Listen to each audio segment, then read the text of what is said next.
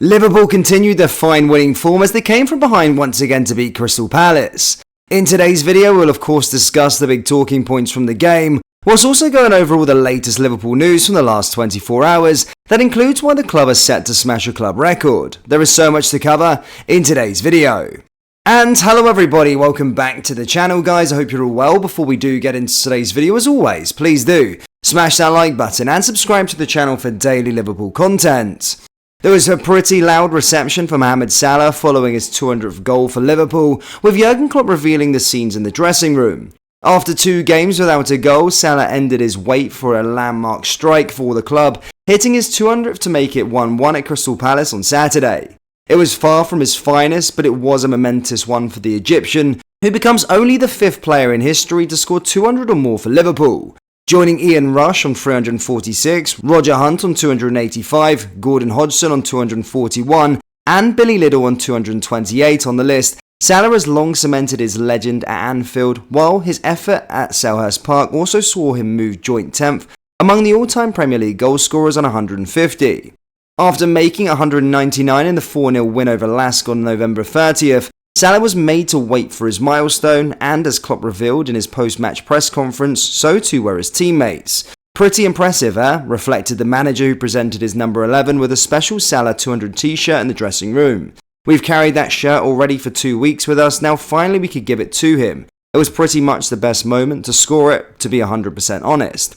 Incredible number for such a super special player. I don't know how often I have saved us with a goal. He scored in the right moment. It was a pretty loud reception for him in the dressing room when I gave him the shirt with the 200 on the back.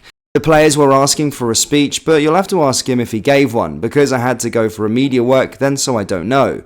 But really special, really happy for him. Now that's off the shoulder, because when you have 199, it's probably different to when you have 198, so when we can go for the next 100.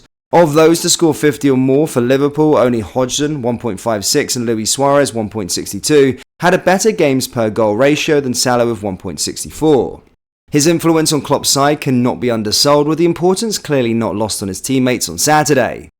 Just a quick one guys, we have released our brand new Liverpool Christmas merch drop. We have got the You'll Never Walk Alone, You Filthy Animal tees, along with the You'll Never Walk Alone Christmas tree tee. Do browse the collection by going down into the link in the description, or going to copiclothing.com. Anyway, let's get into today's video. Liverpool will reveal record club revenue of over £600 million for the 2022-2023 season when their updated finances are published soon. That is the view of finance expert Kieran Maguire, who exclusively told Football Insider that Liverpool want to close the revenue gap to rivals Manchester United and Manchester City. The Reds are expected to publish their financial report for the 2022-2023 season in the coming weeks, after United and City revealed their latest accounts in November. Liverpool revealed a club record turnover of £594 million in their 2021-2022 accounts, after a season that saw them reach the Champions League final. However, they still trail behind both Manchester clubs, with City revealing revenue of £712 million, while United follows closely behind with £648 million in 2022-2023. Maguire has backed Liverpool to reach a new milestone of £600 million in revenue in their latest accounts following another successful season. He said, "I expect Liverpool to break through the £600 million revenue barrier for the first time. It was a good season for them. They didn't match the success of their previous Champions League campaign, but still reached the knockout phases. Matchday income will also be slightly increased. Commercial income is heading in a positive direction, but it won't have been as successful as 2022, in all probability, because that was the year they reached the Champions League final. But I still think that £600 million is an achievable benchmark to aim for. It was £594 million in 2022, and I believe there was a slight increase in ticket prices in 2023 as well, so it's a huge figure. Continuing to grow their revenue is important in order to be competitive with the 2 Manchester clubs, who they see as both their local and national rivals." Liverpool came from behind once again to win as they beat Crystal Palace 2-1 at Selhurst Park, with Harvey Elliott stepping up as a game-changing substitute. In this part of the video, we will discuss the 5 big talking points from the game. Elliott takes another huge step. The fact that he scored a late winner makes Elliott an easy pick as one of Liverpool's key men in this thrilling come-from-behind victory. But the goal alone doesn't do justice to how influential the Englishman was following his introduction in the 74th minute. He completed 100% of his 23 passes to get the Reds playing their best football of the 90 minutes around the Crystal Palace penalty box, constantly probing a previously solid back line. And as well as taking his goal brilliantly, Elliott also picked up an assist from a beautifully weighted pass in behind only for a marginal offside to deny Luis Diaz. For all of the talent around him, the 20-year-old has emerged as Klopp's most effective substitute this season and a key part of the squad that has designs of a Premier League title challenge. Alisson value underlined. It might have seemed harsh on Kelleher that after just 2 training sessions, Alisson was restored to the starting lineup. However, the Brazilian went on to fully justify his inclusion with 2 huge contributions to a hard-fought victory at Selhurst Park. His early save from Jefferson Lerma is the sort that only he could pull off, and the reflexes required to keep out potentially offside Joachim Andersen at the death were just as impressive. If Liverpool are to keep pushing at the top of the table, they might want to start asking less from Alisson, but for now they should simply be thankful that they have the world's best goalkeeper between the sticks. Referee and VAR deserve credit.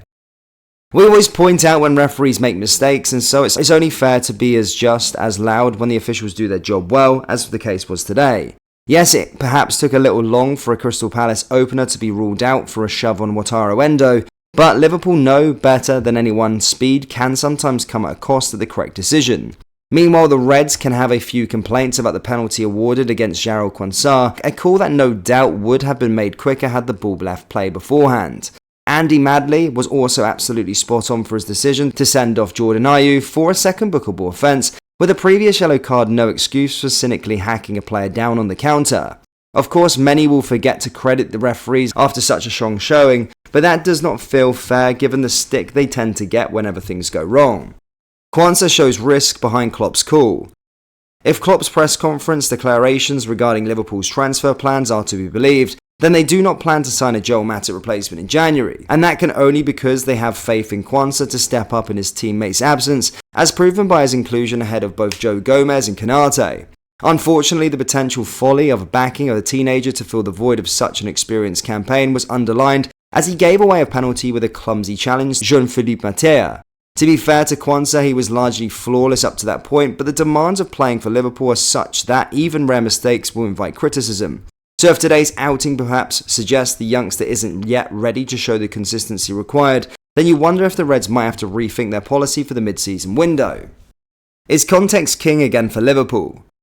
For all the joy over Liverpool going top thanks to another late show of strength, there will be some fans concerned about what we must admit and what was another off-colour performance. But as the case was with midweek victory over Sheffield United, it is important to view the game in a context that perhaps explains why it was so tricky. Firstly, Selhurst Park is never an easy place to go, and that is particularly true when Roy Hodgson has his troops fully fired up with the aim of ending a recent slump. What's more, a 12:30pm kickoff on the road after a Wednesday late game would not be allowed to happen had the latter fixture been in the Champions League, with broadcasters having acknowledged the fatigue that tends to have a huge effect on the outcome. That Liverpool came through all of this in a period that the manager described as the most grueling in world football says everything about their mental strength and quality. Yes, they will need to play better soon, but that they have got the points on the board without doing so again says everything about this team's potential. Liverpool fans, what did you make of the victory against Crystal Palace? Let me know down there in the comment section below. That brings us to the end of today's video. As always, please do smash that like button and subscribe to the channel for daily Liverpool content. Remember, we have released our Liverpool Christmas drop, so do browse the new collection by going down into the link in the description or going to copeyeclothing.com. Thank you, and I'll see you all next time. Take care. Peace.